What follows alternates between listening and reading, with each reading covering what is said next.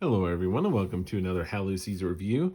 Today I'm reviewing Skull King. This is a game published by Grandpa Beck's Games, a trick-taking game, and I love trick-taking games. Wizard and Spades and Hearts and all of those games. I really enjoy playing those. Diamonds is another fantastic one. And I did hear a lot of good things about Skull King and honestly, Grandpa Beck's games. Cover Your Assets and all these other things I've heard a lot about. I played tons and tons of board games, and honestly, I can tell you I have never played a Grandpa Beck's game before receiving this review copy from them. So thank you again, Grandpa Beck's Games, for providing this copy for review.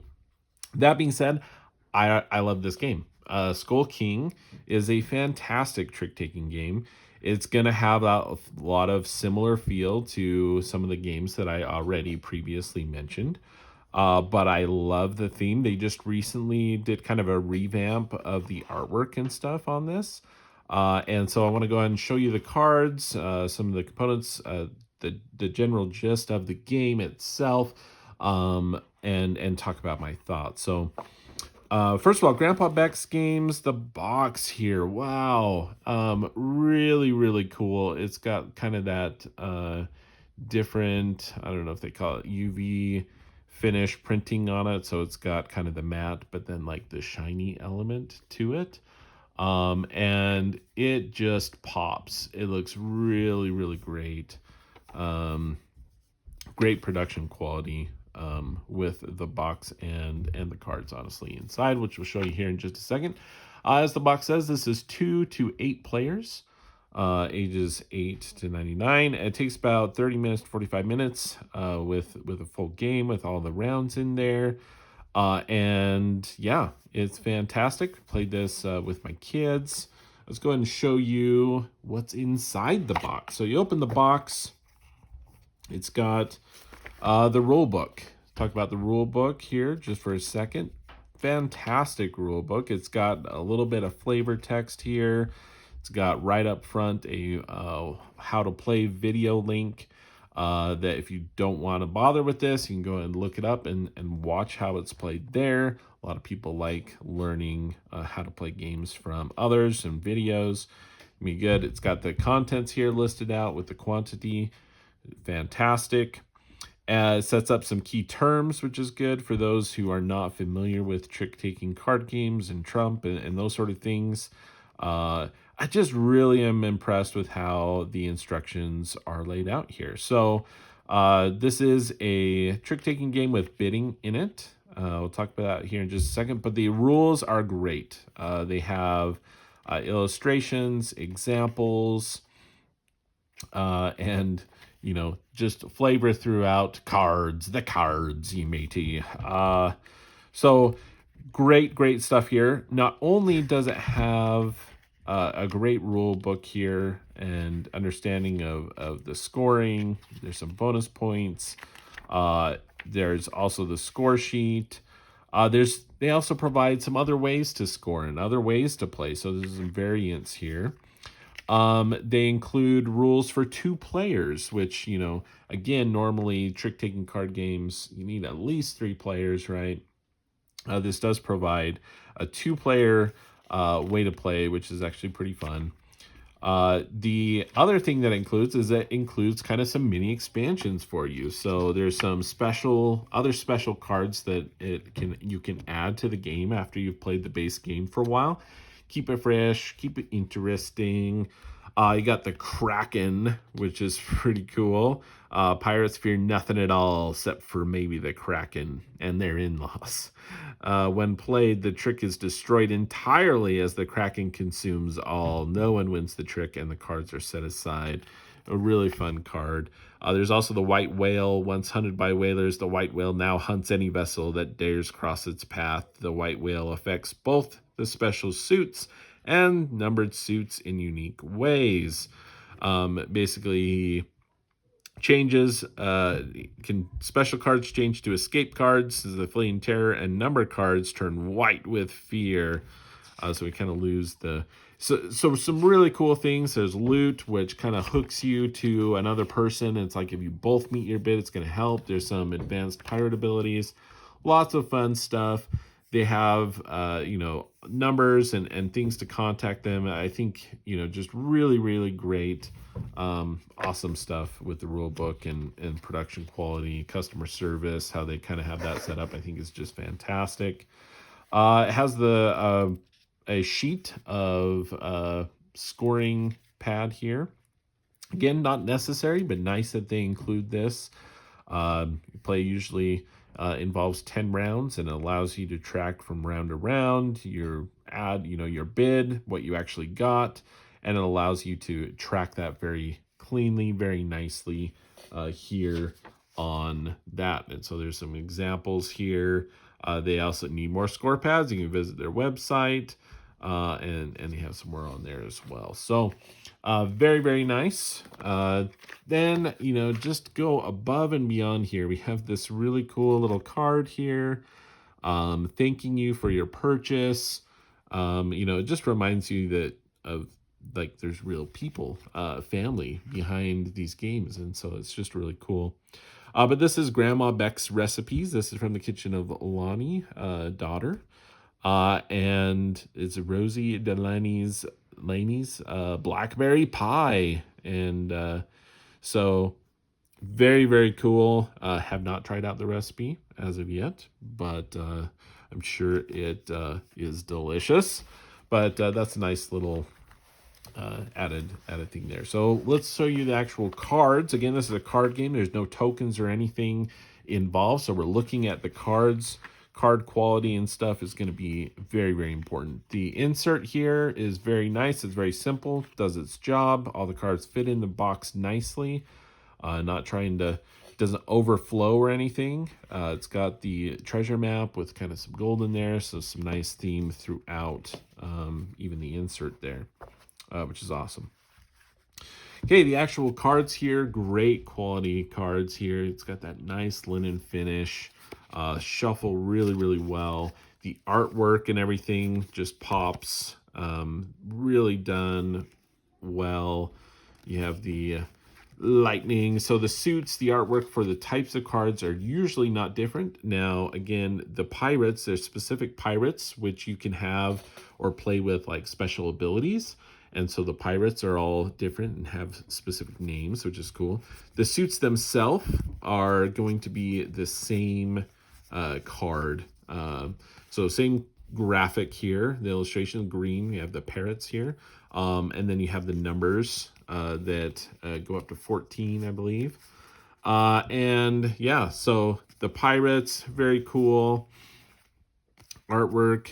This is a special pirate. The tigress can be an escape card or a pirate, which we'll talk about here in just a second. This is not a how-to play. This is just a kind of a review of the game. So I'm not going to step through every single thing, but the game is very simple. Yeah, some mermaids in the deck as well. And so, yeah, very cool. There's 3 different colored suits, and then your trump suit, the Jolly Roger suit here, which is your trump for this game. So very, very great card quality, art, everything, the back, everything, fantastic. So then we get to the gameplay, right? The gameplay of this, really quite simple. You're going to start out dealing 1 card to each player. And then at that point, everyone's going to look at their cards and they're going to bid how many tricks or how many tricks in that round they think they're going to win. The first round, there's only 1 card each. There's only 1 trick to win. So you're going to yo ho ho. And on the third one, you're going to put out how many fingers, how many think you can win with this. And so then everyone would play the card. Now, when you play in order in these, you have to play the color lead if you have it. If not, then you can play any card. Obviously, when you only have 1 card here, you're going to play what you have. With whatever card is led, that's going to win the trick, as long as there's no like special cards or trump cards in play. You're going to just look at what was led, and in this case, it would be the 10 purple here. We led with this one. Sorry, we'll say that was the lead. The 12, even though the 12 is higher, it's not the lead color or lead suit. So the 10 purple would actually take this. And you're going to score points according to what you bid. So for example, if I bid 1 and I get 1, I'm going to get 20 points for every I get 20 times the number that I bid. So I'd get 20 points there. It's possible to get some bonus points. We'll show you some of that, and you can add those up. But that's the general gist of the tricks. Again, so if we go to a 2-hand, then it starts getting a little interesting with the special cards here. So whatever's lead usually wins. If you come across, like, say, a trump, we found a trump card, black. So you have to play the suit that's lead. So if I have purple, I have to play it, unless it's a special card with the pirates, the Skull King, the mermaid. Those things you can play anytime. However, if I don't have purple, I can go ahead and play a black. And any black numbered cards are going to beat out any other suited cards, the green, purple, or yellow. This is always going to win those things. The Skull King, though, can come in and be like, bam, I'm going to win this. Nothing beats the Skull King unless a mermaid comes out, and then the mermaid would win that trick. There's other pirates, the red cards in here, other pirate cards. Pirates usually beat out all numbered cards, except for the Skull King there. That you can even beat mermaids. Mermaids beat all numbered cards except for, I mentioned, like the pirates can still beat out the mermaids. But there's the Skull King in all his glory. And so, yeah, you have those special cards in there. There's also some bonus points that you can get. So the 14s, hold on. So the 14s here give you bonus points at the end of the game. They also included that plus 20 to remind you of that, which I really appreciate. Anything that can help the cognitive load here, right? Like of trying to remember what things do.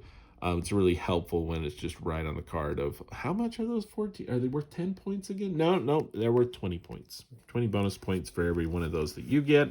You also get some special bonus points for like capturing certain cards. And those are found in the rule book there.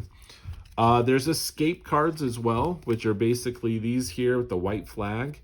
Again, this is a bid, so if you bid 4 and you get 6, you're actually losing points because you went over your bid, and you're going to lose 10 points by every one that you're off. So you would actually lose 20 points if you got 6 tricks and you only bid 4.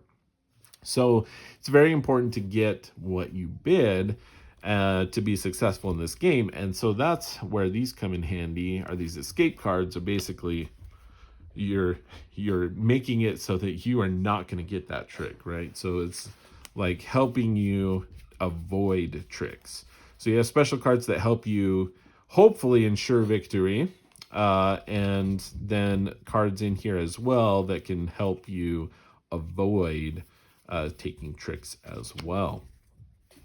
So that's the game. It's really, really fun. It's really quick. You go through each round, you increase the number of cards dealt, so you reshuffle everything up.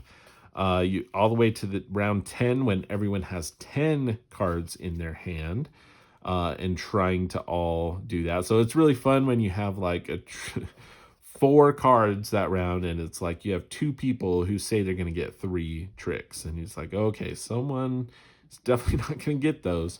And so there's a really fun element. I like the bidding aspect of that and like trying to get it. It's not just simply, hey, I'm going to try to get as many tricks as I can. There you can bid 0 tricks, and it's a little bit risky. You're going to gain 10 points times the round number. So at the beginning, again, if you bid 0, there's only 1 card anyway. You're going to get 10 points.